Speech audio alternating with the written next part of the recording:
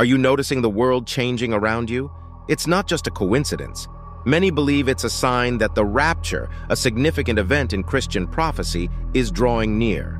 So what's really happening, and what does it mean for our future? Join us as we dive into the signs that suggest the world is changing and the rapture may be closer than we think. The rapture is a belief held by some Christians, mainly in the United States, about a future event. This event says that all the Christians who have died will return to life, and those still alive will join them. Together, they will meet the Lord up in the sky. This idea of rapture is linked to a way of thinking about the end times called dispensational premillennialism, which means they believe many things in the Bible haven't happened yet and will happen in the future. Now let's understand what is happening in New York City.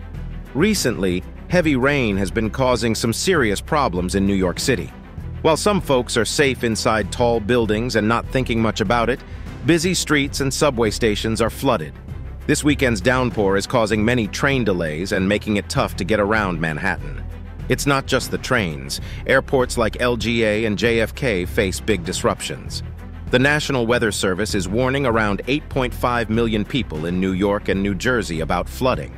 Up to 25 million folks in the surrounding area might be affected.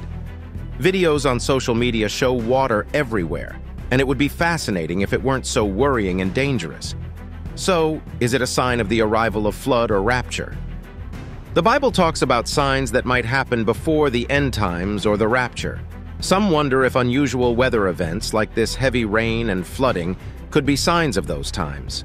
The Bible mentions strange weather in places like the Book of Revelation. So, let's understand more about rapture and flood, arrival of rapture.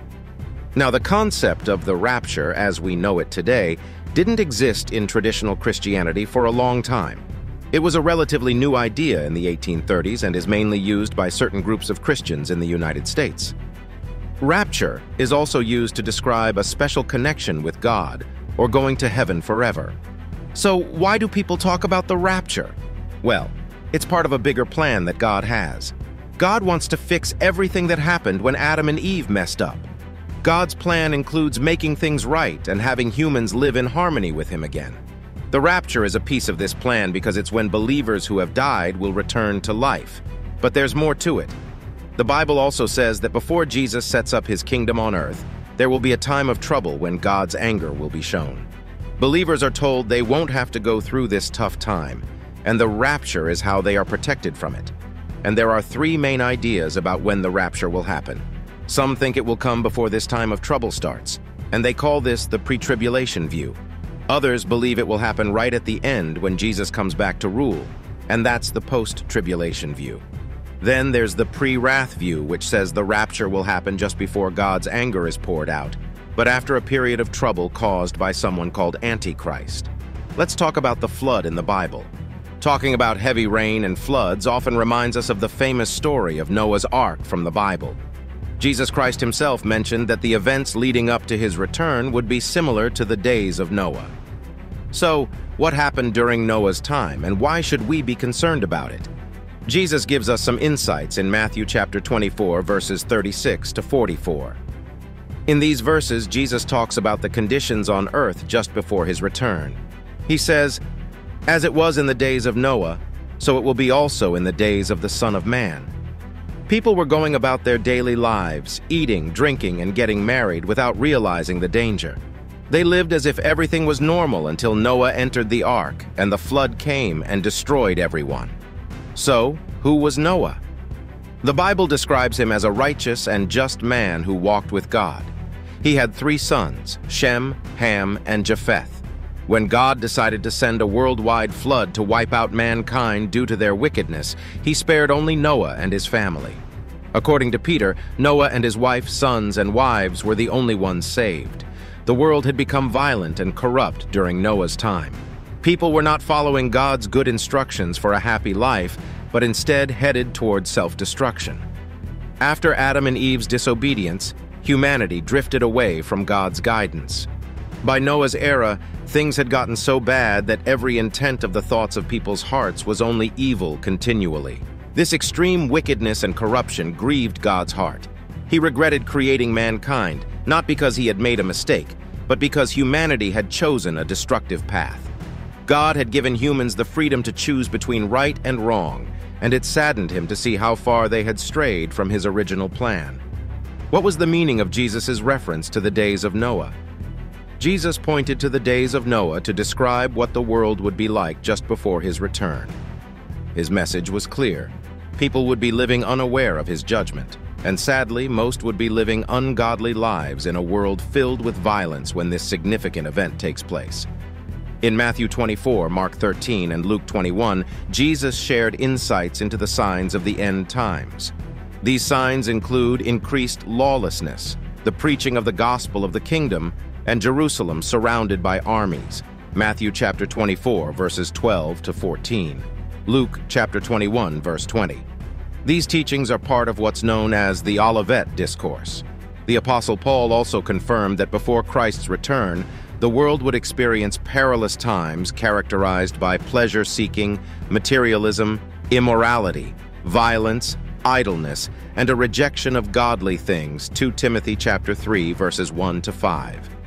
In Noah's time, God brought the great flood due to the prevalence of violence. Genesis chapter 6, verse 13. Looking at our current age, violence has surged dramatically in the last century. Wars in the past 90 years claimed more lives than the previous 500 years combined. Governments, apart from war, caused the death of 170 to 360 million people in the 20th century. Recent trends show that more civilians than combatants have died in armed conflicts since 1945, with 90% of casualties being civilians. Additionally, deliberate abortions contribute to silent violence globally, with around 44 million performed annually. Terrorism has also increased, with over 125,000 documented attacks since 1970, reflecting a concerning shift in moral restraints. Jesus' words about evil thoughts, murders, adulteries, fornications, thefts, false witness, and blasphemies. Matthew chapter 15, verse 19 resonate in our present age. The director of the National Consortium for the Study of Terrorism, Gary Lafree, notes a steep upward trajectory in global terrorism, emphasizing a real change in the world. As we see these vices becoming more commonplace, it raises questions about whether these are signs of the times Jesus spoke about, a world reminiscent of the days of Noah. So is flooding a sign of Jesus' return? In Matthew chapter 24, verses 36 to 44, and Revelation chapter 19, verse 20, it is said what will happen when Jesus returns. In Matthew, Jesus speaks of his return, and in Revelation, the Apostle John provides similar imagery. Both talk about the Son of Man coming from heaven on the clouds to conquer, carrion birds gathering to feed on the remains, and heaven and earth passing away. These descriptions paint a picture of significant events surrounding Jesus' return. When Jesus comes back, it's not about destruction and punishment. Instead, it's about making things right. He will heal what's broken, mend what's hurt, and restore what's gone astray. His purpose is to bring redemption and renewal to all. This is similar to what God did in the days of Noah. God warned the people, but they didn't listen. And when the flood came, they were swept away. Likewise, those who ignore the warnings will face consequences when the Son of Man returns. However, the purpose isn't to destroy them, but to bring them into a place of purification. God desires to rescue as many as possible from the impending trouble. That's why he delays his coming and sends preachers to spread the good news of Jesus Christ, offering salvation to those who believe. In Matthew chapter 5, verse 44, Jesus teaches us to love our enemies, which may seem different from the Old Testament, where God commanded his people to defeat their enemies. We discuss and seek answers to these challenging questions in our online discipleship group. These all signify that Rapture is here, and we should understand God's character and how to live according to his principles in this world. It's an opportunity to learn and grow together in understanding God's ways and how to follow them in our lives. What do you think of the signs of the arrival of Rapture? Comment below and subscribe for more.